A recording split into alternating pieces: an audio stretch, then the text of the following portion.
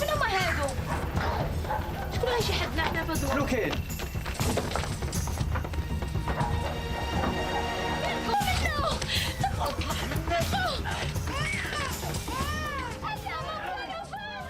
Ever been embarrassed? Now imagine being dragged naked through the busiest market in your city with everyone watching in silence. Then add a dose of religious condemnation on top. That's what justice looked like in ancient Egypt. Their punishments weren't just about pain or prison time. The real goal was to make sure you never recovered your dignity, your reputation, or your place in society. This wasn't a one-time thing either.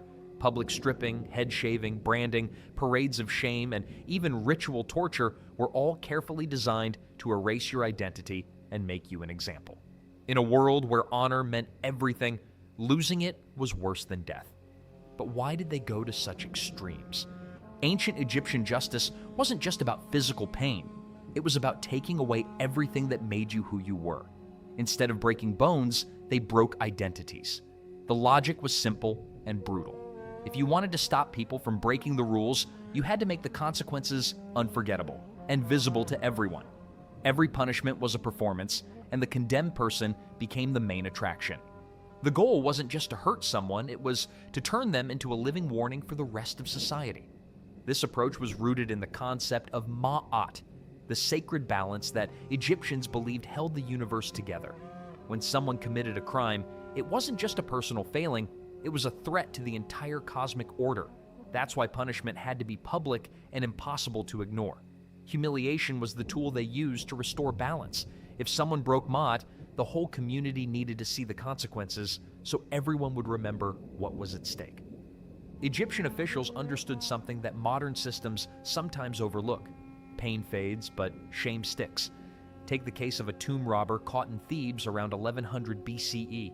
Instead of executing him quietly, authorities paraded him through the city, forcing him to wear the stolen goods for all to see. Then they branded his forehead with the hieroglyph for thief before banishing him. He wasn't just punished, he was erased. After that, nobody would hire him and no family would take him in. He became a walking cautionary tale, a message to anyone thinking about crossing the line. Many punishments included some form of public shaming. The more serious the crime, the more elaborate the humiliation. Tax evaders stood naked in the marketplace, clutching empty money bags. Soldiers who deserted were whipped while wearing women's wigs. Each punishment was designed to attack what the person valued most, whether that was their reputation, their masculinity, or their social status. Archaeological texts show that the threat of public shame kept crime rates low in worker villages. People left tools and valuables out in the open, trusting that no one would risk the fallout of being caught. One ancient inscription sums it up: better to lose a hand than your name. The system relied on layers of psychological warfare. First, they stripped away status symbols, jewelry, fine clothes, even sandals. Then came the removal of personal identity markers like hair or eyebrows. Permanent marks like tattoos or brands followed, making sure everyone knew your crime. Finally, there was social death, banishment from temples, markets, and even family gatherings. By the end, the person wasn't just punished, they were no longer themselves. Priests and officials staged these humiliations for maximum impact. Beatings happened at noon when markets were busiest.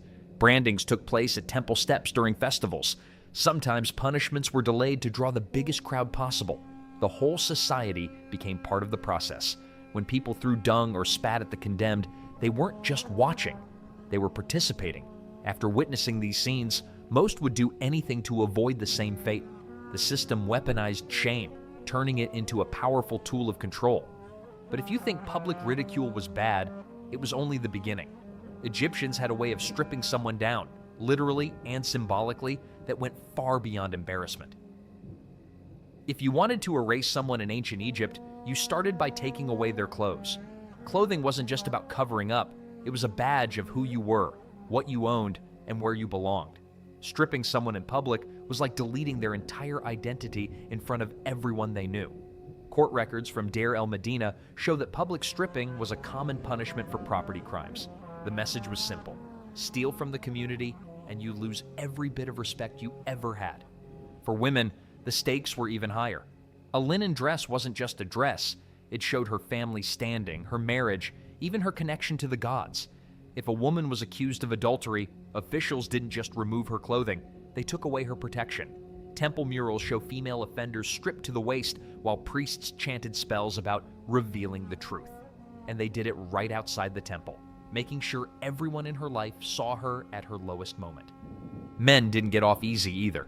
There's a vizier's decree from the 19th dynasty that ordered corrupt tax collectors to be stripped to their undergarments and tied to the palace gates. Their clothes were burned while a herald listed every item they'd stolen. One tax collector's journal describes him begging for death instead of facing that humiliation.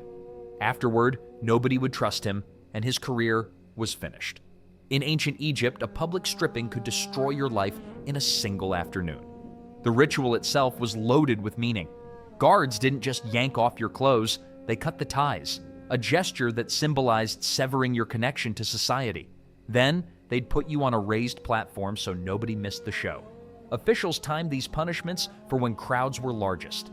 One theft trial from Karnak describes delaying a merchant's punishment for 3 days just to catch the monthly cattle auction, guaranteeing the biggest audience possible. The fallout from public stripping was brutal. Without proper clothes, you couldn't enter temples, do business in the markets, or even go home to your family. A love poem from the time says it all: better a beggar's rags than the shame of the bear. Some people chose exile over facing their neighbors after being stripped. One letter from Deir el-Medina tells of a man who walked into the desert after his punishment, writing, "The sun burns less than their eyes." Even so, there were limits. Legal texts say pregnant women couldn't be stripped past their 7th month. Slaves sometimes faced a twisted version. They'd be dressed in their master's clothes before being stripped, making the humiliation about broken trust as much as lost status. The practice stuck around for centuries. Greek historians wrote about similar scenes in Ptolemaic Egypt, with offenders forced to stand naked holding the tools of their crime. The goal was always the same: make sure everyone remembered what happened to those who stepped out of line. But clothes weren't the only thing you could lose in ancient Egypt. There was another punishment that went even deeper, attacking a person's honor in a way that was almost impossible to recover from. Hair in ancient Egypt wasn't just about style, it was your social status, your job application, and your family tree, all rolled into one. Lose it, and you lost your standing. Shaving someone's head wasn't just a punishment, it was a public announcement that they no longer belonged. Shaving punishments were frequent for major offenses like temple theft or military desertion. If you couldn't be trusted with sacred spaces or your own sworn duty, you didn't deserve the symbol that tied you to society. The process was as much about humiliation as it was about discipline. Priests would use ceremonial copper razors to remove every strand, sometimes starting with the sidelock, the signature braid of Egyptian men, before moving on to the rest. It wasn't a quick job. The ritual could drag on for hours, with the offender's family and neighbors watching every moment. Sometimes the crowd would be encouraged to react, making the experience even more isolating. There was a deeper layer to the punishment, too. Egyptians believed hair held a person's life force. That's why they buried wigs with the dead, hoping for a good impression in the afterlife. Temple records describe burning the shorn hair at the gates, a symbolic act meant to erase any future the person might hope for. One letter from a disgraced scribe begs his brother to retrieve his hair from the temple steps so he could feel whole again. To lose your hair wasn't just to lose face, it was to lose your future. Women suffered even more. For accusations like witchcraft or adultery, officials didn't just stop at the scalp. Eyebrows and eyelashes were shaved away, making the woman unrecognizable to gods and men, according to a medical papyrus from Thebes. Some tomb paintings show women with uneven patches left on purpose, turning them into walking reminders of their shame. Archaeologists found evidence near Giza of a woman with regrowing stubble in odd patterns, suggesting she'd been reshaved as part of an ongoing sentence. The consequences didn't end when the hair grew back. Wigs were off limits for those who'd been shaved, which was a real problem in a culture where wigs were the ultimate status symbol. You couldn't attend festivals that required headdresses or get certain jobs that demanded whole hair as proof of good character. A grain accountant's contract from Memphis flat out states he must keep his hair untouched by iron or lose his pay. Slaves got their own version of the punishment. Instead of a clean shave, they'd have a single patch left long, weighed down with a lump of lead. The texts called it the tongue of stone, and it forced them to carry their shame everywhere they went. Some household records mention slaves serving for years under this punishment, only regaining their hair after proving perfect obedience. Even high-ranking officials weren't safe. When a vizier was caught taking bribes, records say his iconic braided beard was shaved off, a public spectacle and a permanent stain on his legacy. Artists even carved his bald head into warning stelae, a visual reminder that no one was above the rules. But as harsh as losing your hair was, the Egyptians had another way to make sure your crime was never forgotten. Some marks didn't grow back. In ancient Egypt, scars weren't just reminders of accidents. They were permanent billboards for your worst mistake. Branding was reserved for repeat offenders and crimes against the gods, and it wasn't about pain so much as making sure your crime followed you everywhere. The process itself was simple but harsh. Priests heated copper rods in temple fires, then pressed them into skin while chanting your crime for everyone to hear. If you thought you could hide, you were out of luck. These punishments often happened during public festivals, so the sound and smell of burning flesh would stick in everyone's memory. Where the brand went was just as important as the act itself. Thieves got marks on their hands, so every handshake or market deal showed off their guilt. Perjurers were branded on the cheek, the scar moving every time they spoke. Tomb robbers ended up with doorway-shaped brands on their foreheads, a sign they'd violated a sacred boundary. There's even evidence of a liar's tongue brand, burned into the cheek and visible every time the person opened their mouth. Archaeologists found a mummy in Thebes still showing this mark, the skin raised in a permanent sneer. These weren't random scars. They were designed to make sure everyone knew exactly what you'd done with no chance of hiding it. Temple workers faced their own special punishment. Steal from the gods, and you get the hieroglyph for defiler seared onto your chest. This wasn't just about shame, it was practical. A branded worker could never handle sacred objects again. There's a petition from Deir el-Medina where a former priest, now stuck hauling bricks, complains that his brand made him unemployable anywhere else. He'd rather face crocodiles than keep living with the mark. Women branded for adultery got their marks on the thigh, a spot normally hidden but always known to husbands and midwives. Medical texts say these brands could cause problems during childbirth since scar tissue wouldn't stretch properly. Midwives sometimes announced the presence of a brand during delivery, adding a fresh layer of humiliation years after the original punishment. The fallout went far beyond the pain. Branded people were banned from temples and often kicked out of markets for scaring customers. Marriage contracts from Elephantine Island even listed brands as grounds for annulment. One letter from Abydos shows a mother begging her son's wife not to leave him for the mark alone. For slaves, the punishment was even harsher. Runaways got their owner's name burned into their shoulder, and some ended up with whole sentences branded across their backs. The worst cases had double brands for repeat offenses until a slave's face was covered in scars, each one a claim of ownership. Sometimes the meaning of a brand changed with the times. During political upheavals, a mark from the old regime could turn someone into a target. Some officials tried to scrape off their brands, but the scars only became more obvious. A medical scroll from Saqqara describes one man's attempt leaving a grotesque bulge that was impossible to hide. The Egyptians didn't waste time with prisons when a hot piece of metal could make someone an outcast for life. A brand was a sentence you carried everywhere, a punishment that worked because everyone could see it. But sometimes, even that wasn't enough. For the worst offenders, the real punishment started when everyone in town was forced to watch. Parades of shame were a regular feature of ancient Egyptian justice, especially after busy market days when crowds guaranteed maximum humiliation. These weren't just walks of atonement. They were public performances designed to strip away every last shred of dignity. The authorities made sure everyone saw what happened to those who broke the rules. The setup was ruthless. Offenders were stripped to their loincloth, hands tied to a tall wooden pole carried by two guards, forcing them into a hunched, awkward position.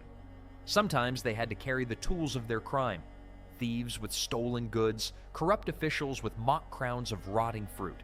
The parade route always hit three key places: the person's home, their workplace, and their neighborhood temple.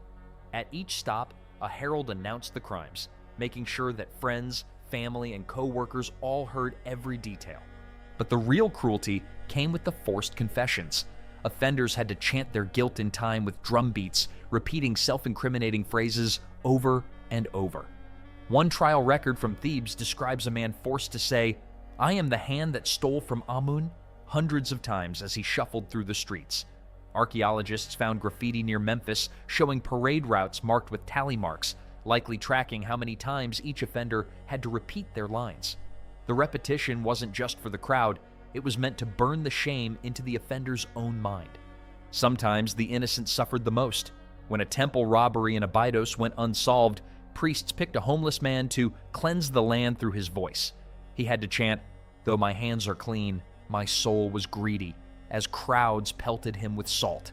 He vanished after the ceremony, his life destroyed by a punishment meant to protect the community's spiritual health. The psychological damage was calculated. Offenders were kept awake the night before, then paraded under the blinding sun, assaulted by noise and rotten refuse, and forced to confess over and over.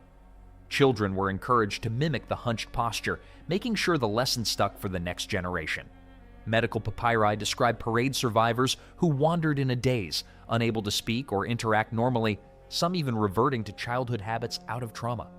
Women faced their own humiliations. Those accused of witchcraft were made to march with upside-down brooms, a jab at their supposed twisted domestic skills. Adulteresses wore necklaces of garlic and onion, their smell considered repulsive. One diary fragment from Deir el-Medina reads, "The onions burn worse than the stairs." Wealth didn't buy mercy. When a vizier's son was caught bribing officials, he was paraded in his father's stolen insignia while servants scattered the family's wealth behind him. The message was clear. No one, no matter how powerful, could escape public disgrace. The effects lasted for years. Hair could regrow, scars could fade, but the image of a person chanting their guilt down Main Street stuck in people's minds. Legal documents show that those who endured parades struggled to find work, housing, or marriage partners. One labor contract from Memphis even stated, "No parade walkers need apply." The parades became a kind of public entertainment. Temple murals show families picnicking along the route, and merchants kept ledgers of profits from selling rotten produce on procession days. Suffering became a community event, reinforcing the rules and binding people together through shared spectacle. But the most disturbing punishments weren't just about public shame. When priests took over, justice became something even more unsettling, blurring the line between ritual and cruelty. Temple punishments in ancient Egypt took justice to a different level. When priests ran the show, punishment became a ritual, one that blurred the lines between sacred duty and outright cruelty. It wasn't just about hurting people, it was about turning pain into a lesson, all under the watchful eyes of the gods. The tools were special: blessed reeds, consecrated fire, and all the symbolism priests could muster. Victims sometimes even thanked their tormentors, convinced this ordeal was the only way to restore balance. The most shocking part? The suffering was wrapped in religious meaning. Take the so-called purification by reeds. Priests soaked bundles of papyrus in animal blood, then struck the offender's back over and over, matching the number of lashes to divine motifs from Ma'at symbolism. Medical papyri describe how the blood would glue fabric to open wounds, making infection and fever part of the purification. Temple inscriptions from Edfu tell of thieves who thanked Amun through cracked lips after these beatings, with healing measured not in days, but in lunar cycles. Priests called slow recovery a favorable omen. Then there was the heat exposure ritual. Offenders accused of lying to the gods faced what priests called the Day of Reckoning. They were locked in sealed courtyards from dawn to dusk, given only a jug of salted water. The heat was so intense that many collapsed or became delirious. Stelae from Memphis list the names of those who died during this ordeal, with notes like "swallowed by Ra's truth." Priests documented every detail, tracking how long people lasted and how their minds unraveled. Food became a weapon too. The bread of contrition ritual forced offenders to watch priests bake loaves that smelled amazing, only to be fed plain barley gruel for 30 days. Graffiti from Deir el-Medina shows stick figures crying over bread, scratched near cells where the smell would have been strongest. Temple records note prisoners licking walls for traces of oil, their hunger reframed as the belly teaching the soul. Women sometimes faced the moon bath, a ritual where they were submerged in icy water during menstruation, while priests chanted about cleansing foul rivers. A rare medical papyrus records cases of women who never menstruated again after this. Priests logged these as successful treatments for demon possession. Priests kept careful records of how each punishment worked. One scroll from Karnak compares two thieves. One who got reed lashes confessed in 2 days, while another, who endured only fasting, held out for 11. The priest wrote, "Pain speaks where hunger whispers." These weren't secret dungeons either.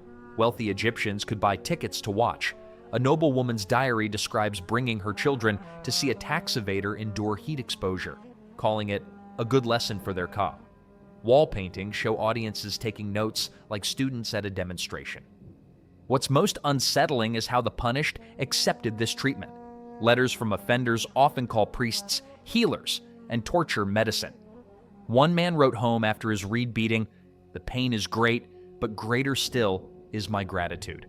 Temple torture wasn't just about pain, it was about changing people from the inside out. The idea was to turn suffering into a lesson so powerful, even the victim believed it was for their own good. But when it came to women, the system found even more creative ways to use shame as a weapon. In ancient Egypt, a woman's reputation was never just her own business, it was the community's business. The punishments they faced were designed to make sure every woman in town got the message. Step out of line, and your life could unravel in public. Women faced far more ritualized public shaming for adultery than men, and the system made sure the humiliation was as creative as it was cruel. Take the basket of truth punishment.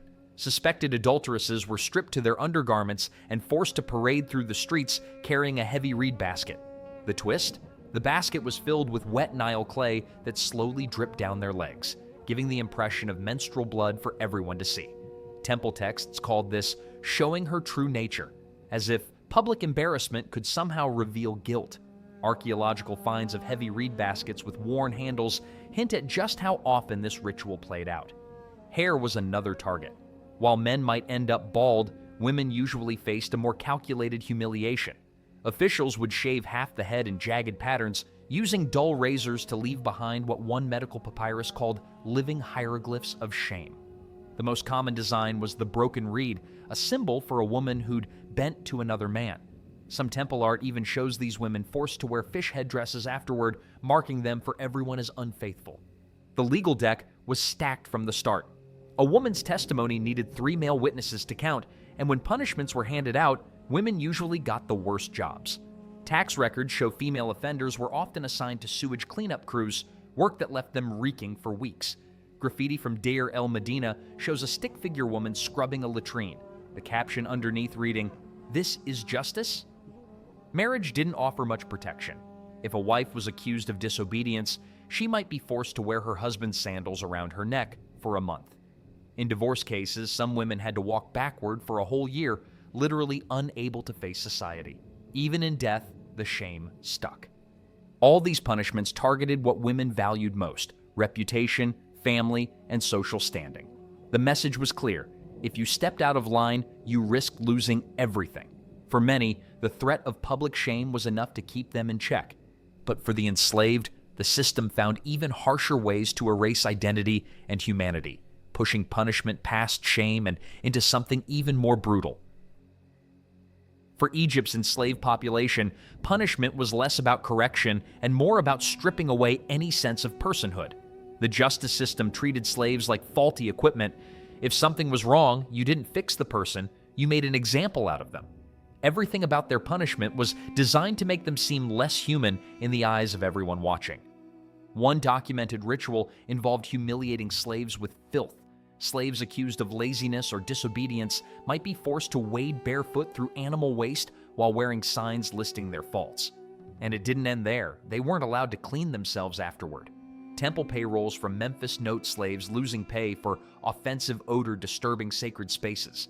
Overseers sometimes made repeat offenders sleep in the animal pens, with one even joking in his journal that the beasts objected less than men.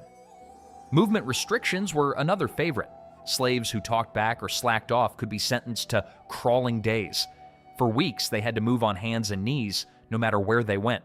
Archaeologists have found knee pads in worker quarters worn straight through the leather, Some slave contracts even mention crawling as a punishment the owner could impose at will, and papyrus records tell of one slave who spent months crawling after complaining about rations. The line between human and animal blurred fast. Slaves caught stealing food were sometimes forced to eat from troughs, hands behind their backs. Others had to wear animal ears made from real donkey skin, paraded in public as a warning. It was a way to say, "You're not one of us, you're something less." Foreign slaves were forced into barbarian styles meant to mock their heritage. Nubians with exaggerated afros, Asiatics with long-shaped beards. Letters from enslaved Syrians complain about being shaved into ridiculous shapes, all to make sure they stood out as outsiders. The legacy of ancient Egypt's shame-based justice system isn't just a historical footnote. It's a blueprint for how societies can shape behavior without ever building a prison. Most first-time shamed individuals never reappeared in court, and it wasn't because they turned over a new leaf out of guilt. The real trick was making crime so costly, not in coin or blood, but in reputation. If you got branded as a thief, you could forget about selling grain or marrying well. If you were paraded for corruption, even your own family might cut you off. The system didn't just punish, it erased your future, one humiliation at a time. The echoes of this system still linger. Public shaming hasn't vanished, it's just changed form. The methods have evolved, but the psychology is the same. Shame is cheap, powerful, and stubbornly effective. The Egyptians didn't just invent a system of punishment, they created a culture of humiliation with a reach that outlasted their own empire. Ancient Egypt didn't just punish criminals, they made shame their preferred prison. Public beatings, forced confessions, and permanent brands weren't about justice. They were tools to scare everyone else into following the rules. The system worked so well that its echoes still shape how societies enforce order today. So here's a question for you.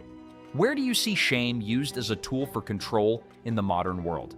Drop your thoughts or examples in the comments below. Let's see how much of ancient Egypt's playbook still lives on in our everyday lives.